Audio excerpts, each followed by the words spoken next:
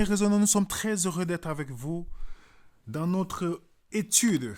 Un samedi sur deux, comme nous avons décidé pour pouvoir vous donner aussi du temps par rapport aussi à notre organisation du calendrier. Ainsi, aujourd'hui, nous allons traiter un sujet important. Vous savez très bien que Venez Raisonnons, c'est un groupe d'étudiants, ceux qui désirent étudier la Bible et partager ensemble.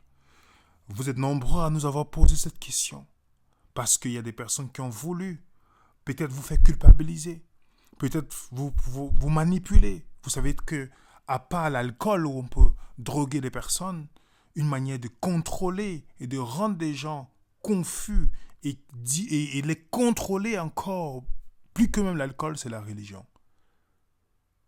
Et c'est pourquoi vous êtes nombreux à avoir posé cette question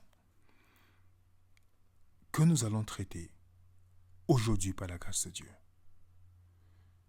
Nous vous remercions pour des questions que vous envoyez. Nous remercions aussi, nous prenons le temps pour remercier toutes les personnes, femmes, hommes, jeunes, parents qui prient pour nous, qui nous encouragent. Nous vous remercions pour vos messages d'encouragement, pour vos soutiens. Grâce à Dieu et grâce à vous aussi, Venez Raisonnons continue à diffuser les messages et les questions des personnes. Donc je voulais prendre d'abord ce temps au nom de l'équipe Venez Raisonnons pour vous remercier. Parce que vous pouvez faire autre chose.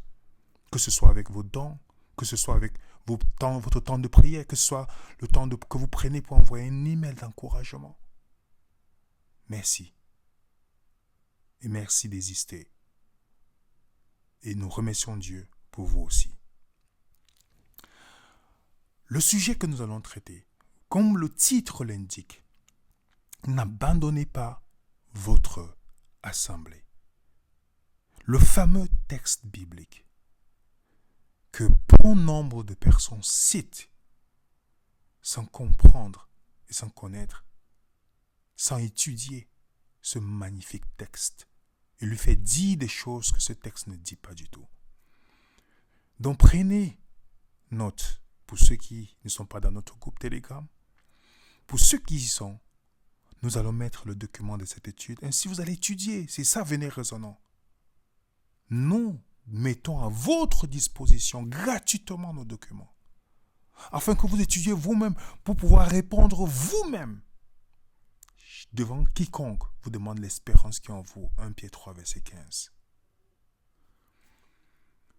Afin de ne pas avancer dans l'obscurantisme, afin de ne pas fermer les yeux, même lorsque ce que une dénomination peut enseigner, parce qu'il y a des personnes qui ferment les yeux, qui disent, même si ma dénomination est dans l'erreur, je vais toujours. Ça, c'est l'esprit qui règne dans le christianisme aujourd'hui. Dans le fameux texte que nous allons aborder, Hébreux 10, verset 25. Je suis sûr que vous qui avez pris le temps de cliquer sur cette vidéo, quelqu'un vous a déjà sorti ce verset, une fois au moins dans votre vie.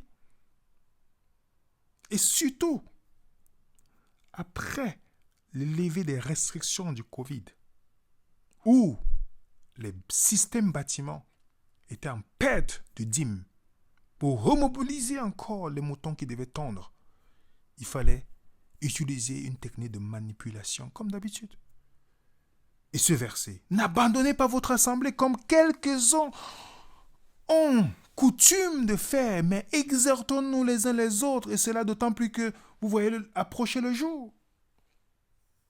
Donc, est-ce que ce texte, qui est souvent utilisé par certains dirigeants de dénomination pour retenir les ouailles, on ne sait pas, ou tondre le mouton, est-ce que ce verset réellement, ça dit vraiment ce qu'ils sont en train de dire?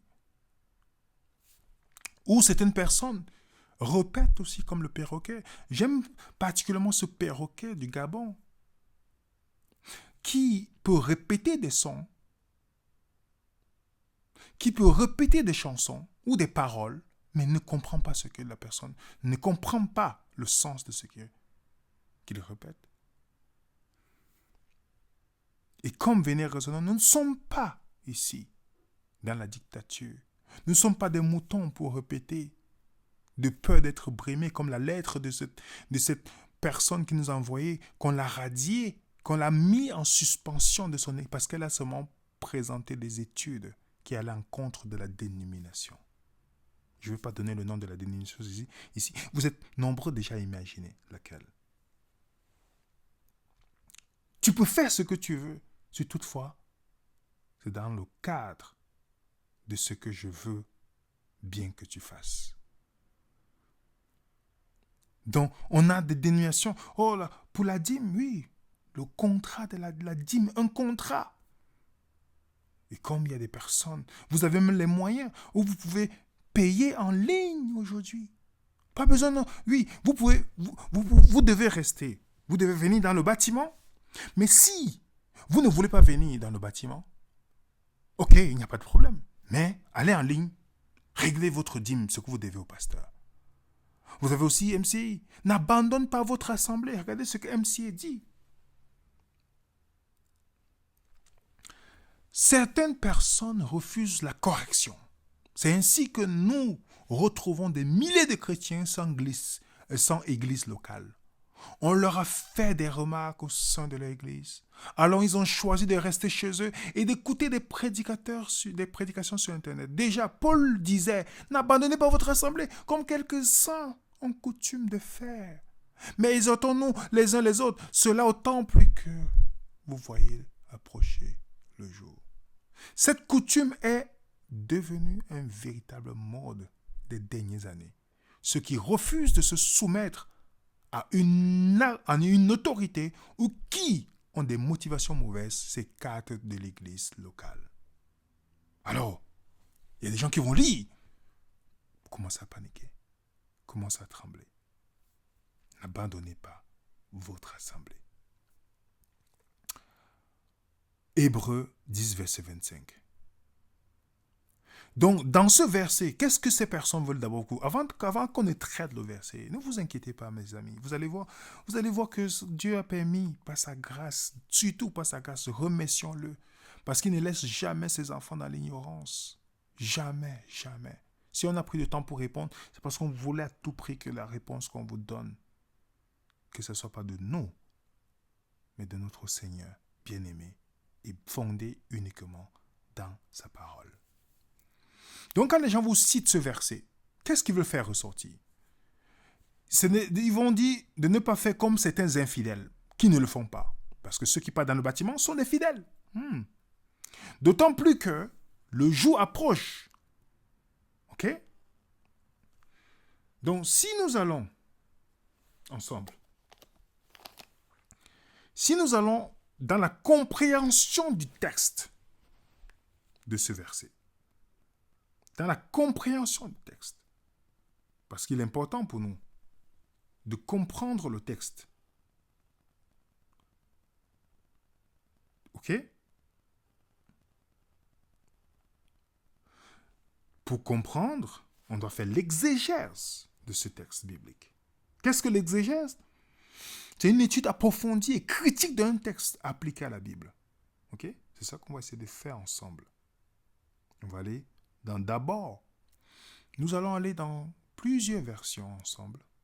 Après, on va aller essayer de décortiquer le verset biblique. OK? Parce qu'un texte, hors de son contexte, est un prétexte. La Louis II, 1910 nous dit, n'abandonnons pas notre assemblée comme quelques-uns ont coutume de faire. OK? La parole de vie nous dit, n'abandonnons pas nos assemblées, en mettant le pluriel. OK? Darby nous dit, pas le rassemblement de nous-mêmes, comme quelques-uns ont l'habitude de faire, mais nous exhortant l'un et l'autre, d'autant plus que vous voyez le jour approcher. Martin nous dit, ne quittons point notre assemblée, comme quelques-uns ont coutumé de faire. OK? Nous avons la version Semeur qui nous dit, ne prenons pas, comme certains, l'habitude de délaisser nos réunions. Au contraire, encourageons-nous mutuellement. Cela autant plus que vous voyez se rapprocher le jour du Seigneur. Donc, en comparant tous ces versets, qu'est-ce que vous avez remarqué premièrement? Nous voyons, certaines selon les versions, d'autres disent assemblée, singulier, assemblée plurielle, réunion, rassemblement.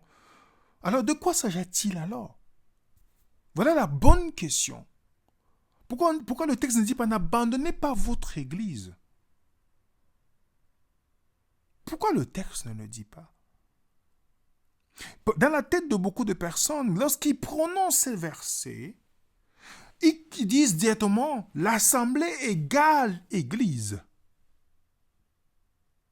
Vous comprenez? Et je pense que ceux qui le font consciemment ou inconsciemment, ou ceux qui manipulent ces versets, si vous n'avez pas étudié, vous allez penser que le mot assemblée, c'est église. Non. Pour eux, lorsqu'ils disent n'abandonnez pas votre assemblée, ils vous disent n'abandonne pas le bâtiment. N'abandonne pas le bâtiment. Ils disent que le mot assemblée là, dans leur esprit, pas dans la Bible, dans leur esprit, c'est le bâtiment. On va regarder le mot église d'abord dans la Bible, pour comparer. Le mot église, ce n'est pas le mot qui apparaît dans Hébreux 10, verset 25. Le mot église, c'est ecclésia. Ecclésia, qui veut dire ecclésis, appelé hors de. Qu'est-ce que j'ai dit? Le mot ecclésia, qui est dans la Strong 1077, ce mot veut dire église. Mais ce n'est pas ce qu'on trouve dans Hébreux 10, verset 25. Lorsque Paul dit, par exemple, salue-moi l'église qui est dans ta maison. Vous avez quelques exemples que j'ai donnés ici. Église ecclésias. Quand Jésus dit, sur cette pierre, sur ce rocher, je bâtirai mon ecclésia. Le mot église veut dire ceux qui sont appelés hors d'eux. Appelés hors d'eux. Donc quand il écrit, salue-moi l'église, salue-moi ecclésia qui est dans ta maison. Qui est la maison ici? Quels sont ceux qui sont dans la maison? Ce sont des personnes. L'église, c'est des personnes, ce n'est pas un bâtiment, ce n'est pas une structure architecture. S'il n'y a rien de bâtiment ou architecture dedans, non. L'église, c'est des personnes. Saluez aussi l'église qui est dans leur maison. Ecclésias. Philémon, l'église qui est dans ta maison. La maison même n'est pas l'église. Le bâtiment n'est pas l'église. Ok? L'église, c'est des personnes, ceux qui sont appelés hors d'eux. Hors d'eux. Hors du monde, hors des ténèbres, hors de ceci. C'est ça, église. C'est des personnes.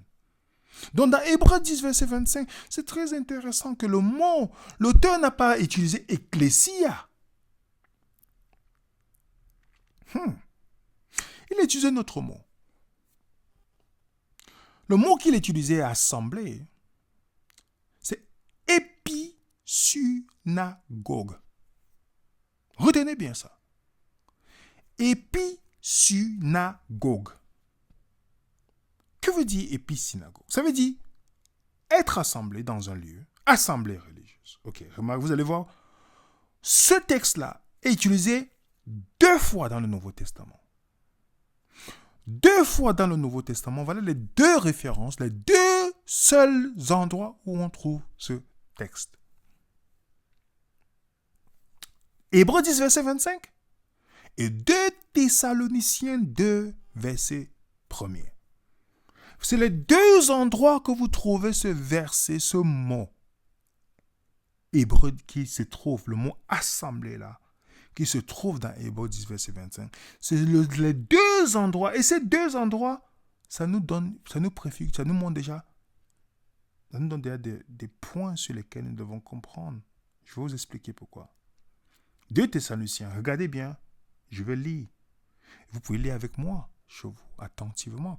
Vous allez voir que quand on lit doucement, on comprend facilement. Pour ce qui concerne l'avènement de notre Seigneur Jésus-Christ et notre épisynagogue, remarquez bien comment l'auteur ici, à quel moment il lit le mot assemblée dans réunion ou épisynagogue. Il le lit à la venue de qui? De Jésus. Je relis afin que vous et moi vous compreniez. Vous allez voir. Pour ce qui concerne l'avènement de notre Seigneur Jésus-Christ, notre réunion épisynagogue avec lui, nous vous prions, frères, de ne pas vous laisser facilement ébranler dans votre bon sens et de ne pas vous laisser troubler, soit par quelques inspirations, soit par quelques paroles ou par quelques lettres qu'on dirait venir de nous. Comme si le Seigneur était déjà là.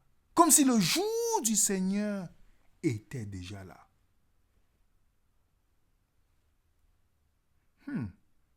Qu'est-ce que ça vous dit ici, les amis? La réunion ou l'assemblée dont on parle dans 2 Thessaloniciens, ça nous parle de une réunion des croyants quand Christ va venir. Ça n'a rien à voir avec une assemblée ou une église, c'est-à-dire les gens qui s'assemblent ensemble. C'est un passage clairement prophétique. Il est utilisé dans les 2 endroits où on parle de la venue de Jésus-Christ. Je veux donner Hébreux 10, verset 25. N'abandonnez pas votre assemblée, n'est-ce pas? Regardez le verset qui suit. Ne vous inquiétez pas. On n'est qu'au début du fait qu'on est en train de décortiquer ce verset. Après avoir dit n'abandonnez pas votre assemblée, regardez ce qu'il dit. Car si nous péchons volontairement après avoir reçu la connaissance de la vérité, il ne reste plus de sacrifice pour les péchés, mais une attente terrible du jugement. L'ardeur d'un feu qui dévorera les rebelles. Celui qui a violé la loi de Moïse meurt sans miséricorde sur la déposition de 2 ou 3 témoins. De quel pire châtiment pensez-vous que sera jugé digne celui qui aura foulé aux pieds le Fils de Dieu, qui aura tenu pour profane le sang de l'alliance par lequel il a été sanctifié, qui aura outragé l'esprit de la grâce, car nous connaissons celui qui a dit « À moi la vengeance, à moi la rétribution et encore, le Seigneur jugera son peuple. » C'est une chose terrible que de tomber entre les mains du Dieu vivant. Il parle de quoi ici? Le jugement qui se fera à quel moment? À quel moment? À la fin, n'est-ce pas? Regardons. Retenons fermement la promesse de notre espérance, car celui qui a fait la promesse est fidèle. On est dans Hébreux 10 toujours. Avant de tomber sur notre fameux « N'abandonnez pas votre assemblée », comme quelques-uns ont la coutume de faire, mais exhortons-nous les uns les autres, et cela d'autant plus que vous voyez approcher le jour. Quel jour? Quel jour, les amis? L'assemblée, là, c'est quel jour? Vous pouvez aller plus loin. On peut seulement continuer Hébreux 10. Regardez ce qu'il dit. Car vous savez, vous avez besoin de persévérance, afin qu'après avoir accompli la volonté de Dieu, vous obtiendrez ce qui est promis. À quel moment on obtient à la fin? À quel moment on obtient ce qui est promis? Encore un peu de temps. Un peu de temps. Celui qui doit venir viendra. Il ne tardera pas. Et mon juste vivra par la foi, mais s'il se retire, mon âme ne prend pas plaisir à lui. Donc, dans le chapitre 10 d'Hébreux, pour ceux qui ont lu fidèlement en restant fidèles au texte, la grande espérance aux croyants ici, c'est le retour de Jésus-Christ et le rassemblement avec les saints. Dans ce mot grec, on le trouve dans 2 passages qui font référence au rassemblement quand Jésus va venir. Vous comprenez, les amis? Quand il va venir, C'est pourquoi Matthieu 24 dit, alors le signe du ciel, le signe du Fils de l'homme paraîtra dans le ciel. Et toutes les tribus de la terre se lamenteront. Elles verront le Fils venant sur la nuée du ciel avec une puissance et une grande gloire. Il enverra ses anges avec la trompette retentissante. Ils rassembleront les élus des 4 vents depuis une extrémité des cieux jusqu'à l'autre. Qui n'a pas compris ici? Vous pouvez mettre dans le chat. Dites-moi qui n'a pas compris ce qu'on vient de voir. Les deux endroits, en fait, ça parle de ce rassemblement de Matthieu 24. Ça parle de ce rassemblement de la fin des temps. Hébreux 10 parle de ce que, à la fin, le rassemblement de la fin, 2 Thessaloniciens, l'endroit où on retrouve aussi ce verset, ça parle de la fin. Les deux sont utilisés. Épisynagogue. Hébreux 10, verset 25. 2 Thessaloniciens 2, verset 1. Les deux versets font allusion à ce rassemblement, les amis. À ce rassemblement, les amis. On voit même dans le livre de Thessaloniciens, qu'est-ce qu'il dit? Voici en effet ce que nous vous déclarons après la parole du Seigneur, nous les vivants restés pour l'avènement du Seigneur Jésus. Nous ne dévancerons pas ceux qui sont morts, car le Seigneur lui-même a un signal donné, a la voix d'un archange, au son de la trompette de Dieu, descendra du ciel, les morts en Christ ressusciteront premièrement. Ensuite, nous les vivants, nous qui serons restés, nous serons tous ensemble enlevés avec eux sur des nuées à la rencontre du Seigneur dans les airs. Ainsi nous serons toujours avec le Seigneur. Hébreux 10 ne parle pas d'un rassemblement terrestre. Ça parle d'un rassemblement qui se fera dans les airs. Je vais vous montrer encore. Vous voyez, est-ce que vous avez compris déjà qu'il ne s'agit pas d'église, d'un rassemblement terrestre où des gens se seront dans un bâtiment? Est-ce que vous avez compris que s'agit de la fin des temps où quand Jésus vient, on a donné la référence. Maintenant, allez même dans le mot. Dans le mot épi-synagogue, qu'est-ce qu'on retrouve? Je vous laisse voir l'écran. Un peu de temps de digérer ce qu'on vient de voir. Allons même dans l'étymologie du mot qu'on retrouve dans Hébreux 10, verset 5. Nous allons essayer de regarder encore le mot. On sait déjà que ça n'a rien à voir avec ce que ces gens nous disent. Que Hébreux 10 parle de la fin, de quand Jésus viendra nous chercher, de ce rassemblement dont je vous avais prédit dans Matthieu 24. Et c'est pourquoi Hébreux le dit et Thessaloniciens le dit. Mais quand vous regardez le mot épi, vous voyez, il y a épi et synagogue. Vous n'avez pas remarqué? Épi, synagogue. Pour ceux qui connaissent un peu l'expression l'épidème, en biologie, épidème, c'est qui est au-dessus. Le mot épi, vous pouvez vérifier dans le grec, la Strong 1909, c'est le mot au-dessus. Quand on dit épidème, au-dessus de la peau. Épi, au-dessus du dème. Épidème, au-dessus, donc au-dessus du dème. C'est ça, épi. Donc, il y a synagogue, qui veut dire rassemblement. Rassemblement. Mettez ensemble ces deux mots. Qu'est-ce qu'on retrouve? Donc, épi-synagogue, c'est un rassemblement dans les airs qui se fait au-dessus, dans les airs. Donc, en fait, l'auteur exhorte les chrétiens de se diriger, de garder leurs pensées à ce moment, à cette rencontre, à ce rassemblement-là, quand le Seigneur viendra rassembler ses élus dans les airs. Vous avez compris, les amis? Rien que le mot en lui-même, épi au-dessus, dans les airs. Vous remarquez bien, clair et net, c'est le rassemblement dans les airs, au-dessus de la terre. En effet, voilà l'exhortation. Voilà l'objectif de celui qui écrit. Quand il écrit, l'auteur écrit pour encourager ces personnes. Ce n'est pas le moment de lâcher. Ce n'est pas le moment de lâcher, les amis. Ce n'est pas le moment d'abandonner. C'est difficile, oui, n'abandonnez pas. Parce qu'on a un rassemblement avec Jésus. Ce rassemblement se fera dans épi-synagogue. Ce rassemblement se fera au-dessus, où Comme il a dit dans Matthieu 24, les anges venant, on va rejoindre le Seigneur dans les airs. Voilà ce rassemblement, les amis. Quand j'ai commencé à étudier ça, j'ai dit Seigneur, Amen. Et je ne vois pas peut-être les chats, on ne voit pas encore sur le chat les Amen. Mais c'était comme une révélation. Je dis, mais Seigneur, comment ta parole est magnifique. Quand je vois qu'il y a 41 000 dénominations dans le monde.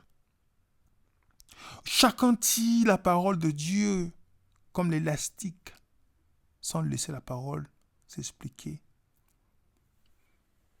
Combien de personnes ont culpabilisé par Hébreux 10? Combien de gens qui n'ont jamais ouvert leur Bible, qui ne savent même pas où se trouve? J'en ai vu. Des gens qui ne savent même pas où se trouvent. Philémon dans la Bible. Agé dans la Bible.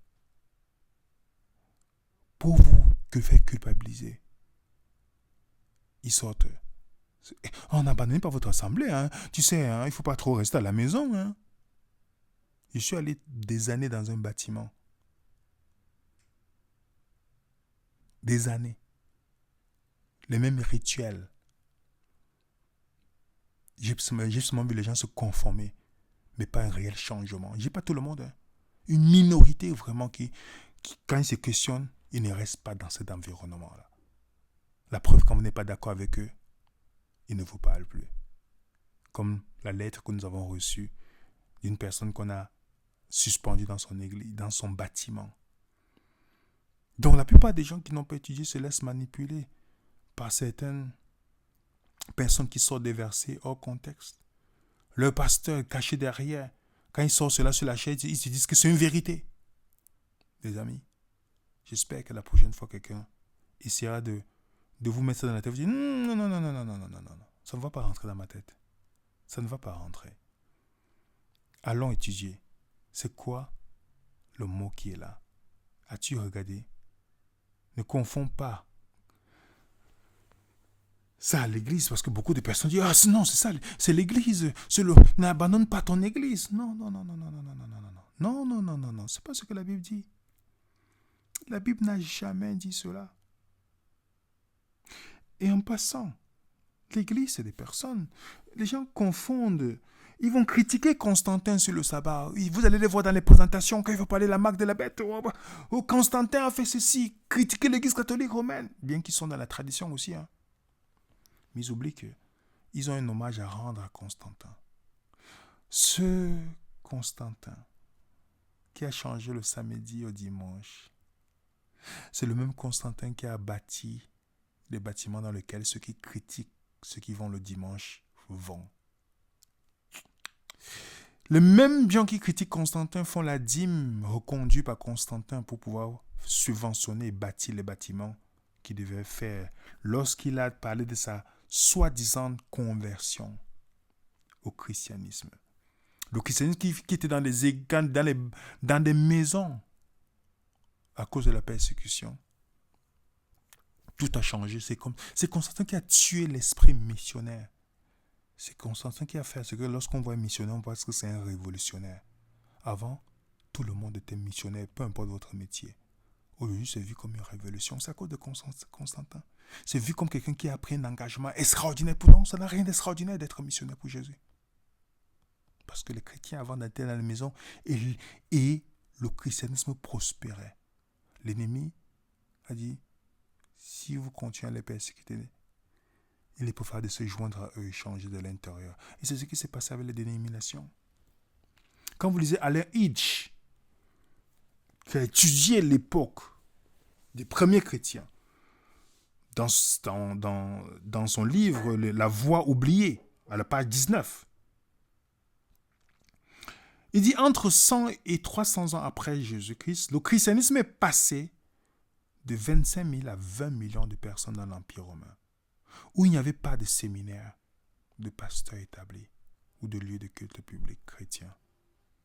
En fait, une grande partie de notre Nouveau Testament a été écrite aux gens qui se réunissaient dans les églises de maison. Dans les églises de maison. En fait, un chrétien, sa maison un endroit où il doit recevoir les gens pour leur annoncer la bonne nouvelle. Ce n'était pas prévu dans les bâtiments. La preuve, les gens ont compris que c'est un endroit du show. Les mêmes gens qui disent gloire à Dieu sur la chair en chantant, c'est les mêmes gens qui calomnient d'autres personnes. Oui. Les gens ont compris que c'est du show. Là, en fait, les chrétiens se réunissaient dans les maisons. Et Marcus Bath et Helmut Blanc, ils ont écrit un livre très intéressant où il expliquait, dans la lettre à Philémon, il dit, puisque l'histoire rapporte que la persécution a souvent conduit au développement des églises de maison, il est tentant de penser que les églises de maison du Nouveau Testament étaient le résultat de la persécution. C'est un malentendu. En fait, il dit, les gens pensent que parce que c'est pas ça à cause de la persécution. Non. C'était le but, en fait. Et c'est pourquoi je vous dis, je le répète encore, peut-être c'est la dernière fois que je parle de ce sujet. Parce que j'ai à parler de ça. C'est la dernière fois que je parle de quand les gens me posent des questions sur les bâtiments. Je vous dis une chose. Les seules dénominations, les seuls chrétiens, pseudo-chrétiens, qui auront le manteau du christianisme, qui seront dans les bâtiments publics à la fin des temps, dans les temps de persécution qui vont augmenter au fur et à mesure, c'est ceux qui seront dans l'écuménisme. Si votre dénomination est dans l'écuménisme, sachez que vous n'avez rien à en tirer là. Je vous dis rien. Je peux vous démontrer A plus B qu'elle ne sortira pas. Aucune. Si vos dénominations, je vous dis, moi j'ai parlé avec les responsables, je peux même parler avec les membres qui ne connaissent même pas la politique, avec la documentation. C'est pourquoi vous voyez, je ne perds plus mon temps pour parler des dénominations parce que les responsables nous l'ont dit. J'étais avec Samuel pour vous dire la conversation qu'on a eue avec un responsable, formateur de pasteur d'une dénomination qui garde le samedi. Il nous a dit, il ne croyait même pas au message qu'il professe. C'est là on a compris qu'il y avait des choses fausses, en fait. Il nous a été une aide pour nous ouvrir les yeux à ce moment-là. Je vous dis, on était dans une option de lutter avec les personnes comme si on veut rétablir les choses, on se croyait comme les nouveaux réformateurs qui allaient, non, il faut que les choses changent. Finalement, on a dit, ça sert à rien en fait, c'est un faux système. Donc, ils viennent nous confirmer, en fait. On était sincères, on défendait l'indéfendable. Donc, est-ce que vous comprenez que seules les dénominations qui ont fait le compromis seront dans les bâtiments? C'est pourquoi ils encouragent d'être dans le bâtiment. Le christianisme va retourner dans les maisons. Oui, à la fin des temps, les vrais chrétiens seront dans les maisons. Et ce n'est pas un hasard. Dans les travaux de Allen Hitch, l'auteur que je vous ai présenté là, il a fait des travaux remarquables. Il a démontré, et c'est encore avec les statistiques, l'endroit où le christianisme prospère le plus, c'est dans les pays où on persécute encore les gens pour être chrétiens. En Chine, en Iran, en Corée du Nord et beaucoup d'autres pays. Nigeria, où le christianisme prospère. C'est là où il y a la persécution. Et vous savez où ils sont? Pas dans les bâtiments publics. On appelle ça l'église souterraine. L'église souterraine. Donc, Constantin le bâtisseur est celui qui est venu détruire, en fait. Il est venu détruire le christianisme de l'intérieur. Donc, les gens se sont tournés en critiquant Constantin pour le samedi, mais ils oublient que la dîme, c'est encore l'honneur à Constantin pour la dîme. Oui, le fait qu'on a des bâtiments, le système où on a le mot pasteur, c'est grâce à Constantin. Prêtre, il a changé toutes sortes de choses. C'est grâce à Constantin. Donc si vous voulez parler du sabbat, parlez de tout. Ne parlez pas de ce qui va dans votre agenda. Ok? Parce qu'il y a une différence entre aller à l'église et être l'église. Il est temps pour les croyants d'être église. Ecclésias. Appelé hors d'eux. Vous comprenez pourquoi Dieu dit sortez de Babylone? C'est ça un peu l'église en fait. Sortez hors d'eux. Hors de la confusion. Oui. Sortez. À l'église qui est dans ta maison, à ceux-là qui sont sortis de la confusion. Donc quand vous lisez, n'abandonnez pas votre assemblée. Vous comprenez aujourd'hui pourquoi, les amis? Ça n'a rien à voir avec n'abandonnez pas votre église. Ça n'a rien à voir. Et j'aime bien Jésus a des réponses. Vous n'avez pas besoin de 2 ou 3 témoins quand Jésus vous donne une réponse. C'est tellement évident que il faut vraiment être endoctriné pour ne pas dire bon, amen, je me tais. Ouais, il faut vraiment être endoctriné. Vous vous rappelez la discussion de Jésus avec la femme samaritaine. Seigneur, lui dit la femme, je vois que tu es prophète. Nos pères ont adoré sur cette montagne. Vous dites que le lieu où il faut adorer, c'est à Jérusalem. Elle essaie de vouloir impressionner Jésus. Elle dit, mais comme il y avait la discussion entre les Juifs et les Samaritains, d'autres avaient dit le mont Gérazim, il faut qu'il soit, c'est Jérusalem. Il y avait cette discussion. Elle veut ainsi dire à Jésus que voilà, il y a un lieu d'adoration. C'est là où il faut. Jésus dit dans le verset 21, femme,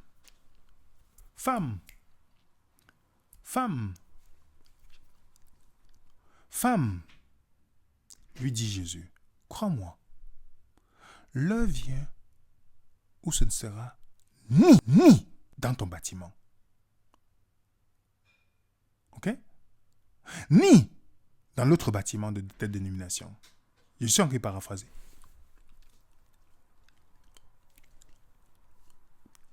Je suis en train de paraphraser. Vous comprenez? Je suis en train de paraphraser. Elle voulait dire, les Juifs ont dit ceci, nous vous dites ceci. Ok? Jésus dit, femme,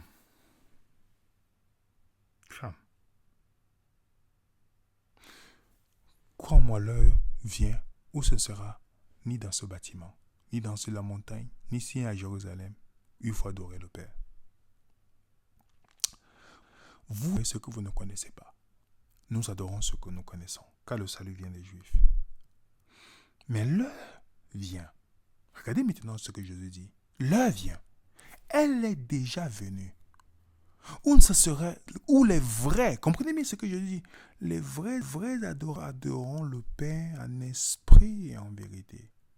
Ce sont ces adorateurs que le Père cherche. En fait, les faux adorateurs, c'est ceux qui sont liés au bâtiment, qui pensent qu'il y a un jour d'adoration. Pourtant, on adore Dieu tous les jours. Les faux adorateurs ont un lieu où il faut adorer. Ils ont un jour qu'il faut adorer. Pourtant, il n'y a aucun commandement dans le sabbat qui dit que c'est un jour d'adoration. On a déjà traité 2 sujets sur le sujet. Si vous vous posez la question la première fois, ne vous inquiétez pas, ne paniquez pas. Vous avez seulement 2 vidéos. Vous tapez YouTube, venez raisonnons, vous mettez sabbat. On a traité ce sujet. C'est quoi le sabbat selon la Bible? Ça n'a rien à voir avec l'adoration. Vous savez pourquoi les gens ont voulu vous faire croire que c'est l'adoration pour arriver à la loi en disant la loi du dimanche? C'est qui est un non-sens. Ce n'est même pas le sceau de Dieu, le sabbat. On a traité ce sujet-là. Donc, si vous posez la question, ne vous inquiétez pas. Le sujet est là, avec toutes les références bibliques. Pas ce que la dénomination répète, toutes les références bibliques. Donc, en fait, pour Jésus, les faux adorateurs, c'est ceux qui se focalisent sur quoi? Sur un lieu. Qui dit lieu? Un jour. Parce que ce n'est pas tous les jours qui partent à Jérusalem. Vous comprenez?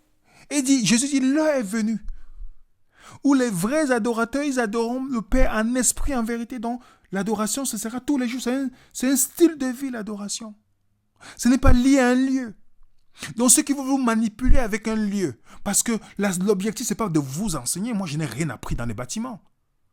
On m'apprenait seulement la doctrine de la dénomination. Ce n'est pas dans la dénomination que j'ai appris Jésus. J'ai fait le shopping religieux, si on peut dire. Je ne peux pas cracher sur tout. Je dis, oui, ça m'a maintenu là pour savoir, mais je me posais les questions. Mais ce n'est pas là-bas que j'ai appris. On m'a appris que tout ce qui concernait la dénomination, c'est pourquoi vous avez vu désapprendre pour y apprendre. C'est une manière de me dire, il faut que je fasse la détox. Parce que j'étais intoxiqué. j'étais constipé spirituellement. Il fallait une détox afin de pouvoir me retourner uniquement vers mon Seigneur Jésus-Christ et me laisser chaque jour apprendre comme un enfant doit apprendre sans l'influence d'une dénomination.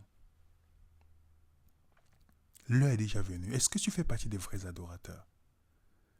Est-ce que tu fais partie des vrais adorateurs qui n'attendent pas un local, une cérémonie un samedi matin avec les tambours partout, avec les cérémonies, les cris des chants, mais qui adore Dieu en esprit et en vérité? Il n'a pas dit en esprit seulement, sinon tout le monde pouvait confondre l'expérience. On a fait une étude là-bas sur la Bible, sur YouTube, sur c'est quoi la véritable adoration dans la Bible. Si vous posez la question, vous avez encore la vidéo là-dessus. Donc ceux qui veulent utiliser Hébreux 10, verset 25 ou d'autres choses pour vous contraindre, ils font exactement ce que le système catholique a fait. C'est pourquoi ils vous radient. Ils ne cherchent même pas que vous vous expliquiez. Ils ne veulent même pas comme la lettre que nous avons reçue de la dame, de la personne qu'on a radiée, on a suspendue parce qu'elle n'était pas d'accord avec la dîme du système. C'est pas la première fois, on a des gens qu'on a radiés parce qu'ils n'étaient pas d'accord sur la dîme. Ils ont montré bibliquement, les pasteurs ont dit, si vous vous soumettez ou on vous exclut. On réunit votre livre, on enlève votre nom du livre de l'Église. Ça me rappelle le beau vieux temps quand l'Église catholique déclarait en dehors de l'Église, il n'y a pas de salut. Vous avez le Pie IX, quand il existe une seule Église catholique hors laquelle personne n'est sauvé. Vous comprenez? Pape Pie IX, nous devons considérer comme de foi que hors de l'Église romaine, apostolique, il n'y a pas de salut. Quelle est la seule arche de sécurité? Quiconque n'est pas en elle périt dans le déluge. Pape Boniface, au moment du déluge, une seule arche de Noé préfigurait une seule église. Moi-même, j'ai pensé ça. Pourtant, il raconte n'importe quoi. Nous lisons que en dehors de cette arche, tout ce qui subsistait sur la terre était détruit. Pape François, vous ne pouvez pas aimer Dieu en dehors de l'église. Vous ne pouvez pas être en communion avec Dieu sans être avec l'église. Qui n'a pas entendu ça dans une dénomination? Dans le mouvement adventiste, voilà ce que Bacchus dit, président de l'Ontario, c'était en 1994. Quel que soit le prétexte ou la justesse de la cause, la séparation du reste visible de l'Église adventiste du 7e jour est une apostasie du corps du Christ. Donc ça veut dire que si vous n'êtes pas adventiste, vous êtes dans l'apostasie. Vous avez la division nord-américaine. L'Église locale devient le port d'entrée du royaume de Dieu. Je pensais que c'était Jésus. Regardez, écoutez, Floyd Bresson. Il dit, l'Église est comme l'arche de Noé. Elle aidera à sauver le peuple de Dieu. Donc, la même chose que les catholiques disent, c'est la même chose. Vous voyez ça? Jésus a dit, l'heure vient. Elle est déjà venue. Ce n'est ni l'un ni l'autre. Et en passant, ce n'est pas Jésus qui sauve. Qui a dit, je suis le cep? On doit être rattaché à qui pour être sauvé? Il a dit, votre cep, c'est votre dénomination. Ouais, ici, il disait ça, je suis le premier. Il a dit, je suis le cep, le croyant est le sarment qui est rattaché à la branche principale. La branche principale n'est pas une dénomination, mais c'est Jésus. Le salut se trouve uniquement en Jésus. Uniquement en Jésus. Uniquement en Jésus. George Banner, qui a fait des recherches, dit Dieu, bien plus de 20 millions de personnes ont quitté l'Église pour aller trouver Dieu. L'état d'esprit révolutionnaire est simple. Faites tout ce qu'il faut pour se rapprocher de Dieu et aider les autres à faire de même.